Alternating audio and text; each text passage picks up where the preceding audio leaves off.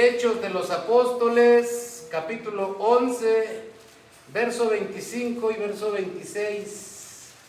Hace algún tiempo yo estaba, con la ayuda de Dios, meditando sobre este tema, y el día de hoy Dios me permite traerlo a exposición delante de su pueblo y delante de todos los que nos miran y nos escuchan allá detrás de la cámara. ¿Qué es este tema? Lo que me hizo la iglesia. ¿Por qué el tema, dirá usted? Porque me he encontrado con muchos que, estando en una iglesia, un día decidieron ya no congregarse, y no sabiendo que la misión de la iglesia es ir por todo el mundo y predicar el evangelio, los que salen de las iglesias por alguna razón, por no entender, por no portarse bien o por cualquier razón que sea, siempre van diciendo esta palabra: mire lo que me hizo la iglesia. Entonces de ahí es la importancia del tema, para que usted y yo veamos qué es lo que nos hace la iglesia. Porque no es lo que una persona opina lo que hace la iglesia, es lo que dice la palabra de Dios, que dice verdad sobre la vida de la iglesia, porque la escritura dice de la iglesia que es columna y baluarte de la verdad, la iglesia. Amén. Y la iglesia no la forma el edificio, la formamos los seres humanos que estamos dentro del edificio. Entonces vamos a meditar hoy, en este día, en este tema, lo que me hizo la iglesia, que está en esta base que quiero traerle, Hechos 11, verso 25 y 26. Dice así la palabra del Señor.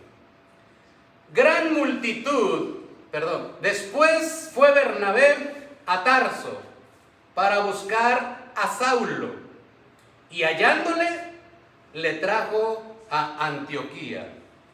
Y se congregaron allí, ¿cuánto? Todo un año con la iglesia, y enseñaron a mucha gente, y a los discípulos se les llamó cristianos por primera vez en Antioquía. Hasta ahí dejamos la escritura. Le ruego que ocupe su lugar, mi hermano. Muchas gracias. Aleluya. Cantidad de creyentes hoy están fuera de alguna iglesia donde se congregaban, y en lugar de ayudar al evangelismo, están ayudando a la apostasía. ¿Cómo es eso, hermanos? ¿Sí? Cuando en sus labios llevan alguna queja, cuando en sus labios llevan alguna inconformidad, no entendiendo tal vez el propósito que Dios tenía cuando le llevó a la iglesia, donde sea que se haya congregado. Yo no hablo por ninguna iglesia en particular, yo no hablo ni murmuro de ningún líder en lo particular. Yo voy a exponer la palabra de Dios, lo que habla. ¿Cuál es la función de la iglesia y qué hace la iglesia con nosotros los creyentes? Porque hace una función. La congregación de usted, del que tiene a su lado, del que está detrás, delante y al frente, tiene un fin, tiene un objetivo en Dios. Y eso es lo que pretendo tratar de explicar el día de hoy, para que no solo nos quedemos con la idea cuando alguien llegue a nosotros quejándose de alguna iglesia y de pronto diga: mira lo que me hizo la iglesia. Yo le voy a explicar qué es lo que hace la iglesia, porque eso es lo que necesitamos entender para no encontrarnos ayudando a que la apostasía crezca. Nosotros tenemos que ayudar a que el evangelismo se promueva, porque la fe viene por el oír, y el oír de la palabra de Dios, pero la incredulidad también viene por oír algo contra la palabra de Dios, por oír algo contra el pueblo de Dios. Y mi objetivo es esclarecer lo que Dios opina sobre la función de su iglesia, porque tiene una función muy especial que tiene que entenderse. ¿Por qué llega usted a la iglesia? ¿Para qué llega usted a la iglesia? ¿Y cómo se tiene que despedir de aquí, de esta iglesia, cuando el Señor venga por su iglesia? ¿Verdad? Quisiera invitarle a que consideráramos en esta ocasión lo que dice aquí la escritura por medio del escritor del libro de los Hechos. Nos habla de un hombre llamado Bernabé y de un hombre llamado Saulo. Aquí todavía no es identificado como Pablo. Aquí todavía la Biblia nos da referencia de que era Saulo, un hombre todavía no convertido al Evangelio de nuestro Señor Jesucristo. Un hombre incompleto en la llenura y en las posibilidades del Espíritu Santo. Y dice la palabra del Señor que Bernabé fue el ayuda que encontró Pablo y Dios para que Pablo o Saulo de Tarso pueda ser aceptado en la congregación de los santos. Porque Saulo de Tarso tenía fama de asesino. Saulo de Tarso tenía fama de político corrupto. Saulo de Tarso tenía demasiadas amistades para dañar a quien él se propusiera, y lo hizo muchas veces, al grado de haber autorizado, deteniendo las ropas, de la muerte del discípulo Esteban. Saulo era un hombre temible. Lógicamente, humanamente, nadie de la iglesia quería estar con él, ni cerca ni lejos. Que no se entere que estamos aquí reunidos, que no sepa que soy cristiano. La gente le tenía pavor a Saulo de Tarso. Pero dice la Escritura que el Señor comenzó a trabajar con él. Porque cuando Dios se propone algo, como le dijo a Jacob, y no te soltaré hasta que no haya terminado contigo.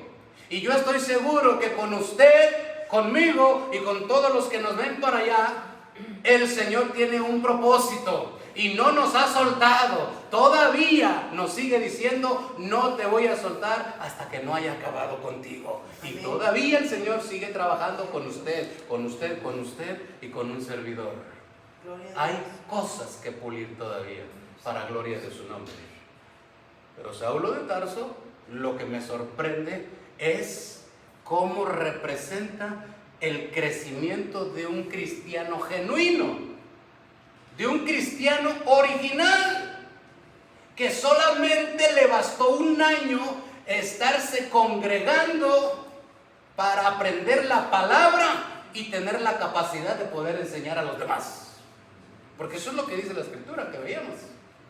Un año le bastó a Saulo de Tarso para entender la Escritura y empezar a enseñar con su testimonio y con el conocimiento que Dios le había permitido, para empezar a capacitar a los demás. Cuando nosotros venimos a la iglesia, yo le voy a explicar qué es lo que nos hace la iglesia. A diferencia de lo que algunos van diciendo, lo que hace la iglesia con nosotros es que nos da un refugio. Porque allá afuera solo existe destrucción, solo existen intereses, solo existen malas gentes malintencionadas buscando sacarnos provecho de alguna manera. Y se habla de tráfico de órganos, y se habla de narcotráfico, y se habla de tratantes de blancas, y el mundo está lleno de pecado y de muchas carencias para poder vivir en paz. Y cuando nosotros vivimos en ese mundo, por fuerza, algo de lo que está allá afuera nos llega a contaminar. Podría ser el alcoholismo, pudiera ser las drogas, pudiera ser el tomar lo ajeno, pudiera ser adulterio y cantidad de cosas que hay allá, hechicería y cantidad de cosas que nosotros podemos contaminarnos estando allá sin conocer a Dios y sin estar congregándonos donde alguien nos hable de Dios. Pero ¿qué es lo que sucede? Que habiendo destrucción allá, un día alguien nos habla del amor de Dios y nos dice: Dios es amor, Dios te ama más de lo que tú conoces, por eso decidió morir en la cruz por ti. Y nosotros aceptamos y queremos conocer más. Venimos un día a la iglesia y lo que era destrucción, lo que era algo que no entendíamos, lo comenzamos a entender. Porque antes solamente entendíamos lo que alguien hablaba, y la gente hablaba cosas malas de la iglesia. La gente decía por allá que si alguien soñaba con esto, con aquello, tenía que hacerse. Esas son cuestiones que la gente maneja solamente de boca en boca, pero que no suceden en todos los lugares. Pero la gente maneja el común denominador diciendo, ¿es cristiano? Ah, pues entonces, pues ahí si el pastor sueña, se tiene que cumplir. Eso es un error. Eso es una mala enseñanza que ha corrido de boca en boca y que no tiene que aceptarse así como así. Hay que experimentar. Hay que ver, hay que ser testigos oculares y presenciales de lo que sucede en las iglesias para poder opinar realmente qué es lo que sucede en las iglesias. Porque lo que dice la palabra del Señor que sucede en las iglesias es que cuando alguien viene, hermano, puede venir con problemas en su matrimonio, puede venir con problemas económicos, puede venir con problemas de salud, va a venir también con sus familias destruidas. Y lo que dice la palabra de Dios que hace la congregación es que Dios hace habitar en familia a los desamparados. Puede el ser humano estar en la peor tragedia familiar que quiera, pero Dios le hace sentir confianza, amor, apoyo, aprecio en una congregación cristiana. Y de pronto cuando nosotros entendemos eso, nosotros lo agradecemos, nosotros lo valoramos. Porque hay gente que no tiene tal vez familiar cercano, pero tiene la iglesia. Y la iglesia les sirve para apoyo, les sirve para ayuda, les sirve para motivación, porque es su familia, somos hijos de Dios, somos pueblo de Dios. Y nuestro Padre es el mismo, nos hace habitar en familia. Pero de pronto no va a faltar alguien, ¿verdad?, que quiera estar en contra porque no entendió el propósito, porque no quiso apegarse a lo que las reglas de la palabra del Señor mandan. Y bueno, empezará a no entender a Dios y a no entender el propósito que Dios busca al estar en una congregación. Porque déjeme decirle que usted y yo estemos aquí reunidos tiene un propósito. No es casualidad, ni es para que usted pierda su tiempo, ni es para que usted haga negocio, ni yo tampoco. Hay un objetivo más elevado, porque la palabra del Señor dice claramente en Efesios 4:11 que Él instituyó ministerios para la edificación de los santos. Y usted es santo no porque hizo un milagro, usted es santo porque Dios le perdonó todos sus pecados, no le debe ninguno y no necesita un altar para ser adorado, porque usted milagrosamente no puede hacer nada, todo lo hace Dios. Ni yo puedo hacer nada por usted, todo lo hace Dios. Y no somos santos por hacer bueno, somos santos porque Él nos perdonó y nuestras cuentas están pagadas. Y cuando entendemos eso, entiendo que usted no es más que yo, ni yo más que usted. Y usted me trata bien a mí y yo lo trato bien a usted. Y comienza a surgir algo que se llama comprensión.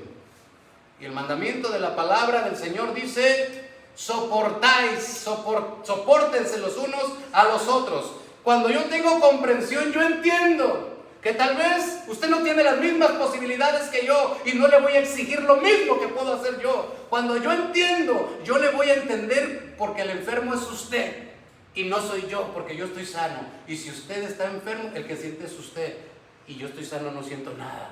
La comprensión comienza a fluir y después se transforma en armonía. Y dice el Señor en el Salmo 133, miren qué bueno y qué delicioso es habitar los hermanos juntos y en armonía. Es como la buena unción que desciende sobre la cabeza de Aarón, pero también baja sobre las barbas y desciende hasta la vestidura. Pero dice el Señor al terminar ese texto, ese salmo hermoso, dice: porque allí donde sucede eso, que hay armonía, donde sucede que la unción baja de la cabeza hacia lo demás, entonces yo envío bendición y vida eterna. El que necesitaba ser bendecido se va con su bendición, y el que necesitaba salvarse encuentra la salvación. ¿Quién hizo eso? El Señor, con su Espíritu Santo, promoviendo la armonía entre ti, yo y aquel, entre todos nosotros. El Señor promueve su armonía y nos bendice. ¿Qué me hizo la iglesia? Me hizo habitar en familia y me hizo tener la posibilidad que Dios me bendijera cuando yo más lo necesitaba. Porque eso es lo que sucede, hermano. Habrá alguien que no entienda porque no entendió. Porque hay cuestiones que así suceden, hermano. Mire, existe el caso de una persona que por alguna razón perdió su marido y tuvo la necesidad, el gusto de volverse a casar. Esta mujer tenía un hijo. Este hijo ya tenía algunos años y ya comprendía, ya entendía. 14 años tenía el joven cuando volvió su mamá a casarse de nueva cuenta. Cuando el que llegó a ocupar el lugar del padre trató de agradar al que pretendía ver como su hijo, trató de buscarle sus gustos. Pero a este hombre le gustaba la pesca y al joven no. Y tratando de agradar, pues no se preocupó por buscar primero qué era lo que le agradaba al joven y trató de imponer lo que él creía que era bueno para el joven.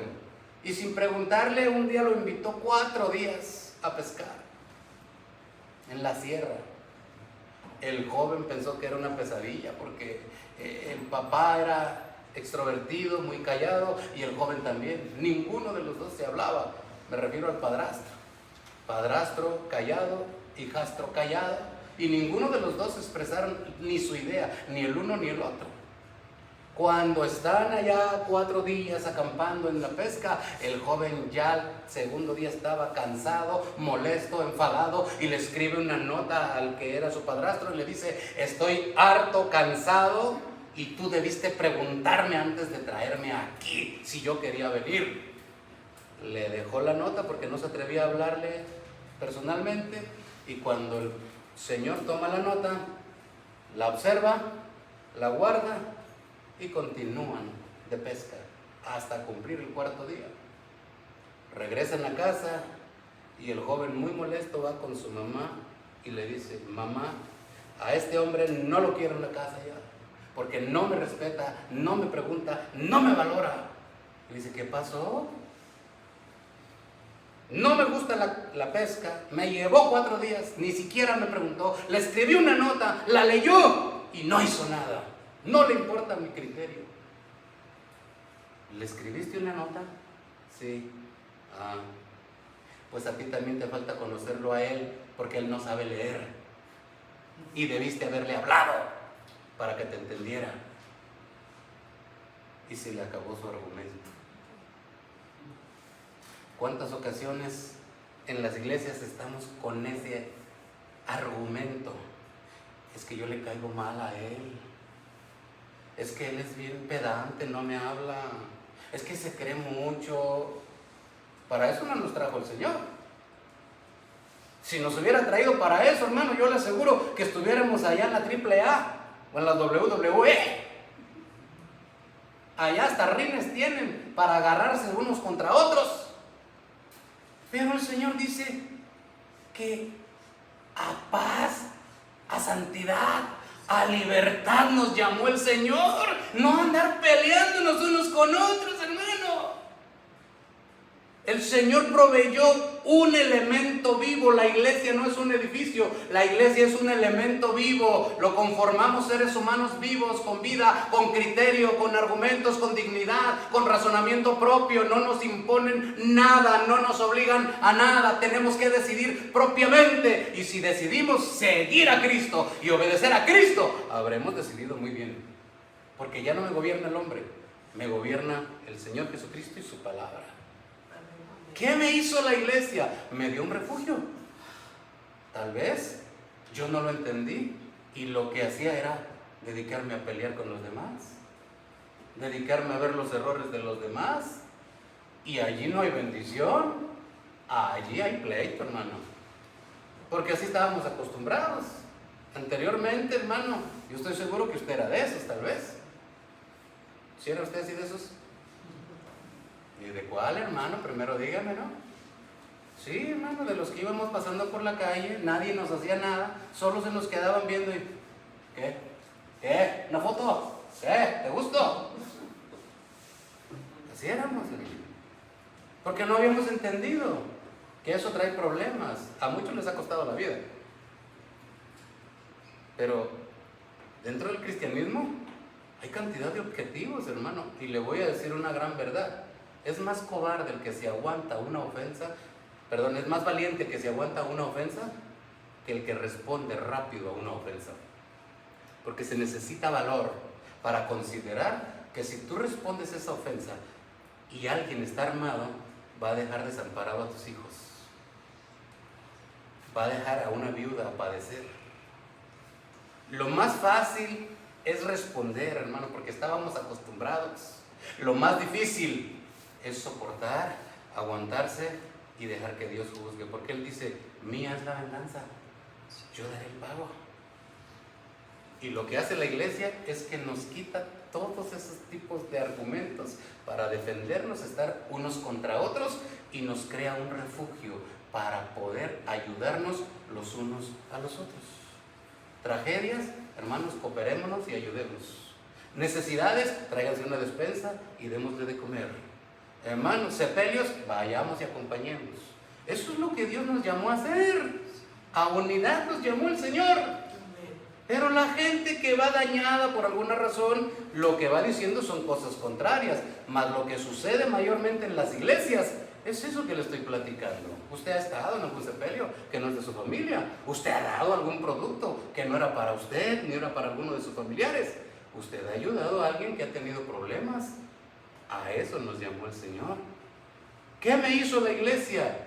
Me hizo más consciente, me dio un refugio, pero también me hizo crecer, hermano.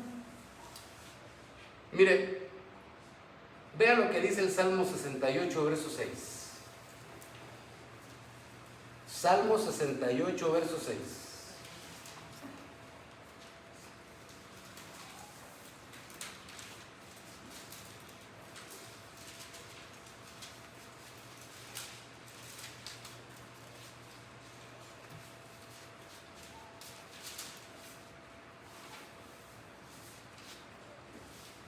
¿Lo tiene? Amén.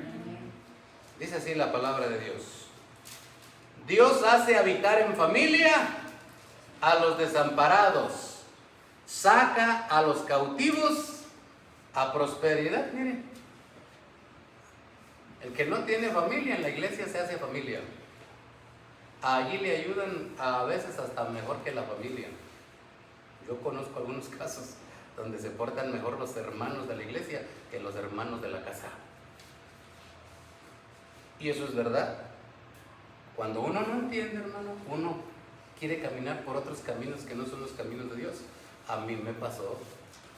A mí me habían dicho, cuando yo no conocía al Señor, a mí me habían dicho que las hermanitas eran muy tontas. Perdónenme, pero así me dijeron. Yo era un joven que andaba buscando muchachas y me dijeron, alguien me dijo, las cristianas son medias tontas. Dije, de allí son. Es posible que las hermanitas, algunas se descuiden. Pero el papá de ellas no. El papá de ellas no. Hermano, si yo iba con esa intención, Dios me acomodó de una manera que no se lo puedo explicar ahorita. Pero me dio una buena lección en esa área. Porque es verdad que alguna hermanita podrá ser descuidada, pero su papá no. Nunca, dice la Escritura, no se dormirá el que te guarda. Y si alguien viene buscando eso a la iglesia, yo le aseguro, hay un padre que siempre está vigilando a sus hijas. Bendito el nombre poderoso de Jesús.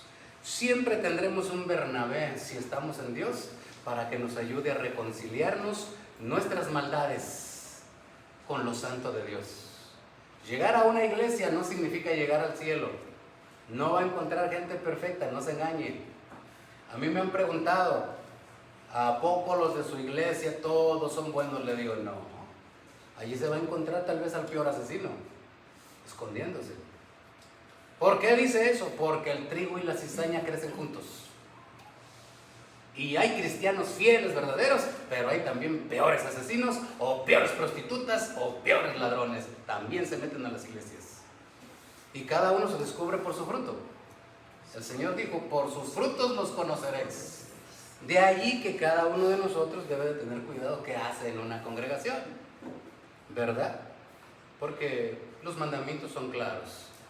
Amarnos, ayudarnos, llevarnos cargas unos de los otros, soportarnos, tolerarnos, sufrir unos cuando sufre el otro y gozarnos cuando también goza el otro.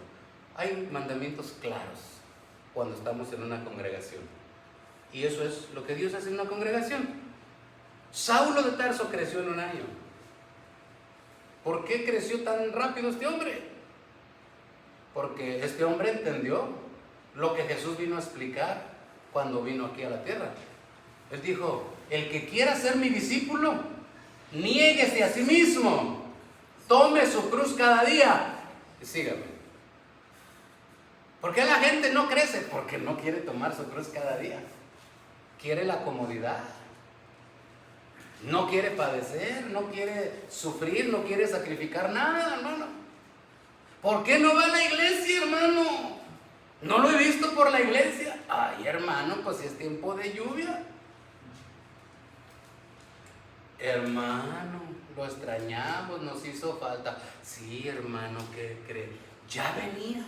Y de pronto me empezó a doler la cabeza. Dije: no, si voy a ir a adorar a Dios en todos mis sentidos, y si no, mejor no voy.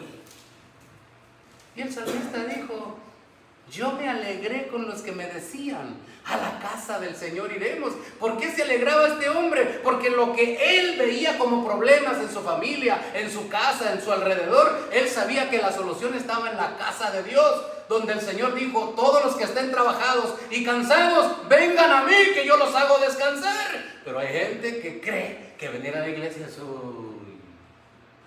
¿cómo para qué? Otra vez religión. Una cosa es relación y otra cosa es religión. La iglesia no te va a obligar a nada. Va a apelar a tus sentidos, va a apelar a tu espiritualidad, te va a proponer. Y tú finalmente escogerás lo que quieres creer y lo que quieres obedecer. Porque eso es lo único que hace la iglesia. No te obliga a dar nada, a traer nada, ni a asistir si no quieres. Pero cuando uno entiende lo que dice la Escritura, que uno puede llegar como Juan Charrasqueado a la iglesia, uno puede llegar como el más malvado, como llegó Saulo de Tarso, pero si uno se dispone para Dios, uno va a entender lo mismo que entendió Saulo de Tarso, y lo entendió también Juan el Bautista. Es necesario que yo mengüe y que Él crezca. Ya no vivo yo, dijo el apóstol Pablo, ahora Cristo vive en mí. Cuando nosotros entendemos eso al llegar a una congregación, ya no es nuestro criterio, ya no es mi deseo, es la palabra de Dios la que me va a gobernar. No me va a obligar, me va a seguir dejando libre, pero me va a confrontar. La palabra me dice: ora, y yo no quiero orar. Yo voy a saber conscientemente que no quiero orar, porque su palabra dice que tengo que orar. La palabra me dice: no dejes de congregarte como muchos tienen por costumbre. Y yo no me quiero congregar. Yo voy a ser consciente que no me quiero congregar y que estoy faltando al congregarme. Y cuando venga el juicio final, no le voy a poder decir al Señor: Señor, nadie me enseñó, nadie me dijo. Y el Señor me dirá: ahí estaba en la palabra. Porque el cielo y la tierra pasará, pero mi palabra no pasará. Jesús lo dijo en una ocasión: si alguno oye las palabras que yo les he hablado y no cree al que me ha enviado, tiene quien le juzgue. La palabra que yo le he hablado, ella le juzgará en el día postrero. De modo que todo lo que está escrito aquí es lo que nos va a estar juzgando allá. No lo que se le ocurra al pastor, no lo que se le ocurra al predicador, es lo que está escrito aquí. Y por eso yo me trato de dar el esfuerzo de la tarea de traerte todas las justificaciones bíblicas para que no haya tropiezo ni estorbo. Ayúdame a buscar en tu Biblia lo que dice Hebreos 10:25, por favor.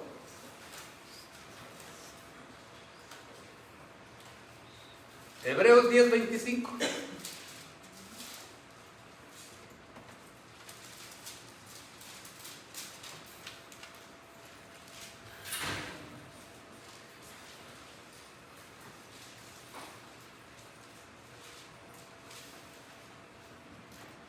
¿Lo tiene? Vea lo que dice la Escritura.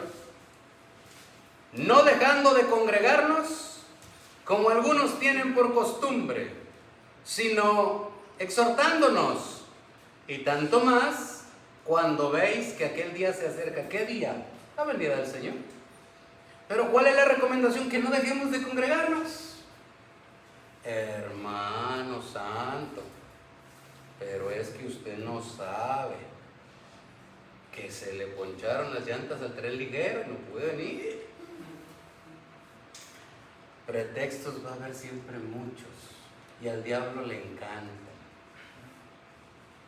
Y eso es lo que él quiere, que usted no se congregue. ¿Para qué? Para que usted no aprenda, no crezca. Porque la fe viene por el oír. Usted no oye, no hay tanta fe para poder resistir las acechanzas del maligno. Y usted no viene a la iglesia, usted no crece espiritualmente porque usted no aprende la palabra. Y dice la Escritura que la vida eterna es que te conozcan a ti, al único Dios verdadero, y a tu Hijo Jesucristo, quien tú has enviado, de San Juan 17:3. Venir a la iglesia, lo que me hace la iglesia es darme la posibilidad de prepararme para una vida eterna. No me van a obligar a dar nada, no me van a obligar a asistir si no quiero. No, entonces, ¿por qué lo está diciendo? Porque le estoy tratando de descubrir la verdad. La palabra de Dios lo dice, no lo digo yo. Nos invita a congregarnos, nos invita a esforzarnos y a no justificarnos. ¿Por qué? Porque hay un peligro, porque podemos torcer las cosas. Así como usted escuchó en algún momento que cuando el pastor soñaba con la esposa de... Es una aberración y es una tontería que ha sido regada por la gente. Si lo hacen o no lo hacen, no sé ni me importa, pero aquí no se hace. Y todo el mundo cree que sí, que todo cristiano lo hace, que toda iglesia lo hace. Pero siendo una tontería, mucha gente la cree. ¿Qué hombre en su sano juicio permitiría eso estando en una iglesia? No lo sé, yo no. Pero aún siendo una mentira, estando nosotros asistiendo en un lugar donde se hable verdad, se corren riesgos. ¿Qué riesgos, hermano? De no entender algunas cosas y tergiversarlas. Y tengo Biblia para mostrárselo. Ayúdenme a buscar, por favor, en su Biblia, 2 de Pedro 3:16, por favor. 2 de Pedro 3:16 y 17. ¿Qué nos hace la iglesia? La iglesia nos capacita, nos prepara, nos abre la puerta de la salvación, nos permite recibir fe, porque la fe viene por el oír. Si no hay iglesia, ¿cómo vamos a oír? Como dijo el Señor en su palabra, ¿y cómo creerán si no hay quien les predique? Segunda de Pedro, capítulo 3, verso 16. ¿Lo tiene? Amén. Amén. Vea lo que dice, hablando en el contexto del apóstol Pablo. Debe usted saber que Pablo le había corregido una mala conducta al apóstol Pedro. Y le llamó la atención porque Pedro, cuando estaba con los judíos, se portaba como judío, y cuando estaba con los gentiles se portaba como gentil. Y eso Pablo lo miró incorrecto y dijo: ¿y por qué tú engañas? Que tú sí sea sí y tú no sea no. No puedes decir que eres judío y luego que eres gentil según te convenga. Tú fuiste enviado a los judíos, predícale a los judíos y no te portes como gentil. Y le llamó la atención, y cuando a alguien le llaman la atención, hermano, la gente se enoja. La gente se enoja cuando le llaman la atención. Y aunque usted me diga que no, sí, cuando a usted le llaman la atención, usted se molesta. Y Pedro, por supuesto que se enojó. En una ocasión quisieron aprender al maestro y sacó su espada al hombre.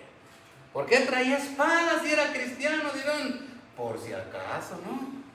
Así como uno tiene reservado lo que le vamos a decir a tal o cual persona cuando le traemos ganas, y ya le traemos su cuenta al borde de la boca, para cuando me haga algo se la decimos.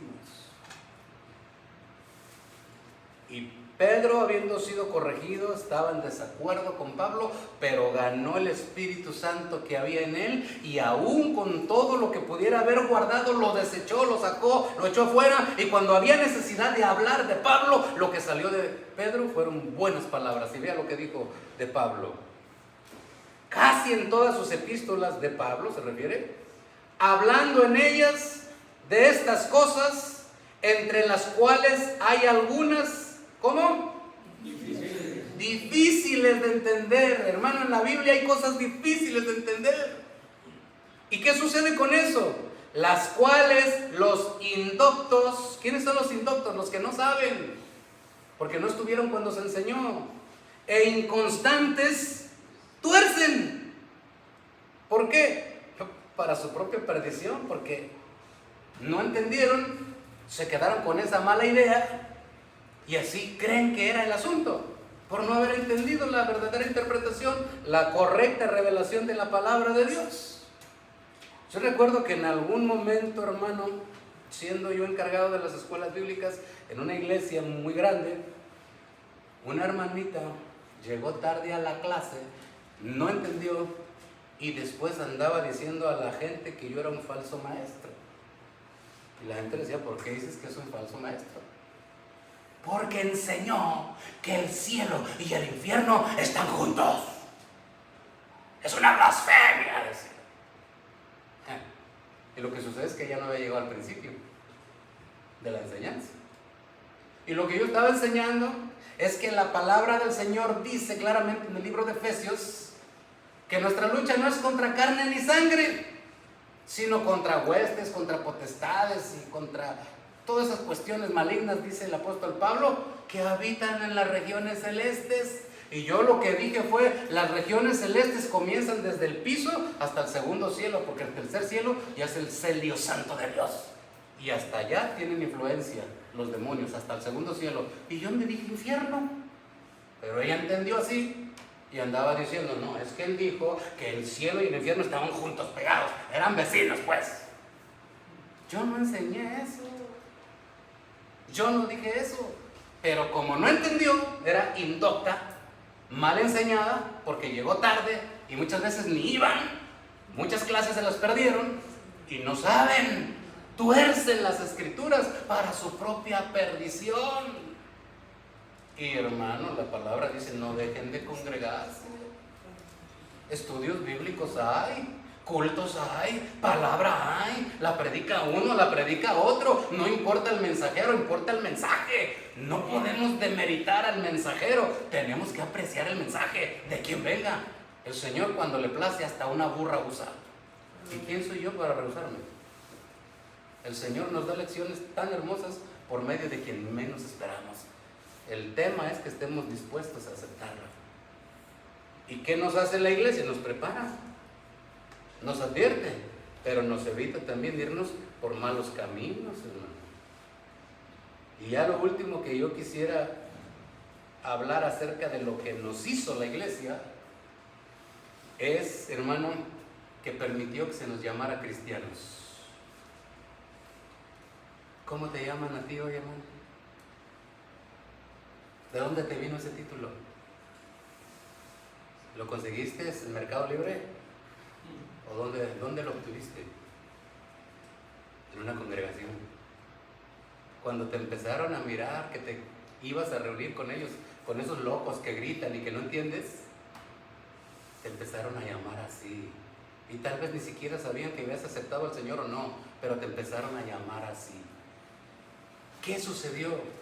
Que Saulo de Tarso le bastó un año para ser un asesino y ser transformado ahora en un predicador, en un enseñador de buen testimonio, con poder y con autoridad de parte de Dios, para que pueda creérsele lo que se dice. Y comenzó a enseñar a muchos, y comenzó a fluir el poder de Dios. Quiere decir que basta un año para que cualquier creyente pueda ser formado, capacitado, enseñado y comience a ministrar las cosas de Dios. Y no tenemos que esperar para decir 40, 50 años y aquí mire, sí, viniendo cada 2 meses. Porque la escritura dice no dejen de congregarse. Y pueden llamarle cristiano, pero no está cumpliendo lo que es un cristiano. Saulo de Tarso era un asesino. En mi caso, yo era un drogadicto, un borracho, un rebelde, un peleonero.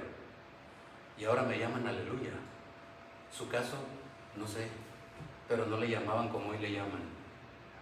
Y eso es lo importante, que la escritura dice que a Saulo de Tarso le bastó un año para forjarse un gran testimonio y dejaran de llamarle asesino, dejaran de llamarle prepotente, dejaran de llamarle mentiroso y comenzaron a llamarle cristiano.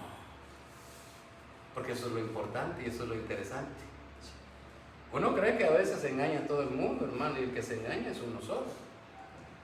¿Cómo haremos para que dejen de llamarnos hipócritas los que nos conocen?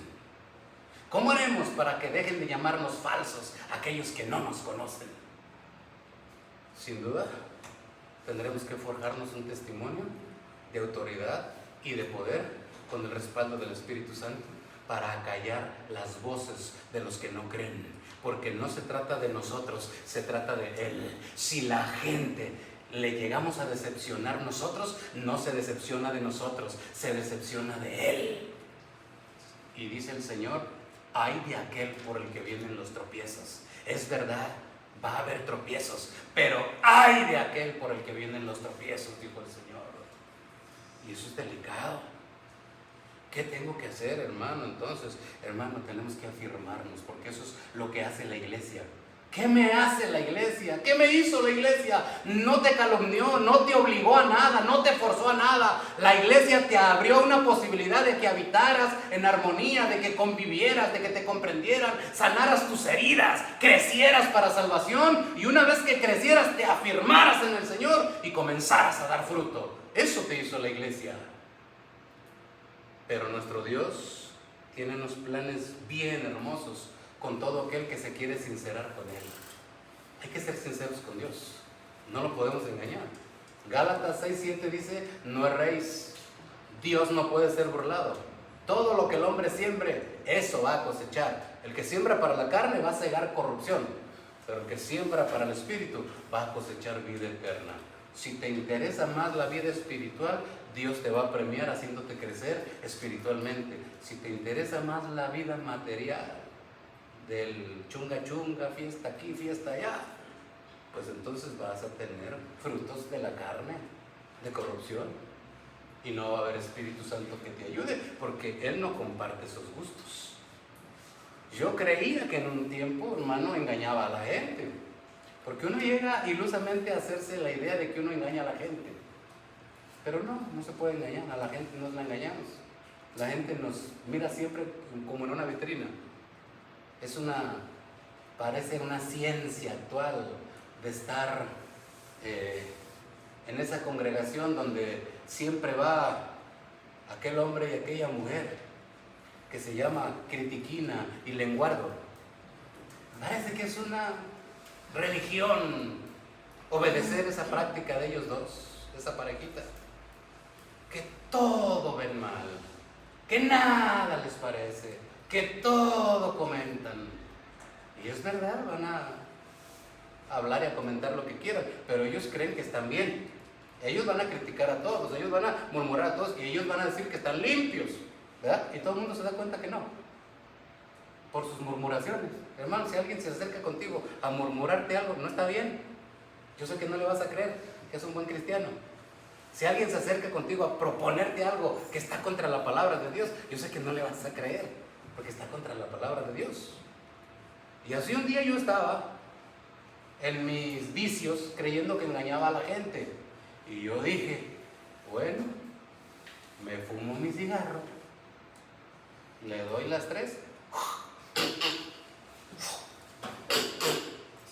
y nadie se va a dar cuenta. Me pongo gotas, los ojos se quitan rojos y todo como si nada.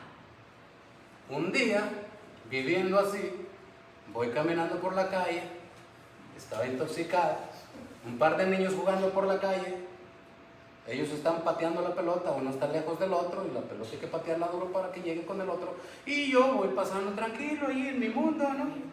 Con elefantes rosas y arañas con chupón.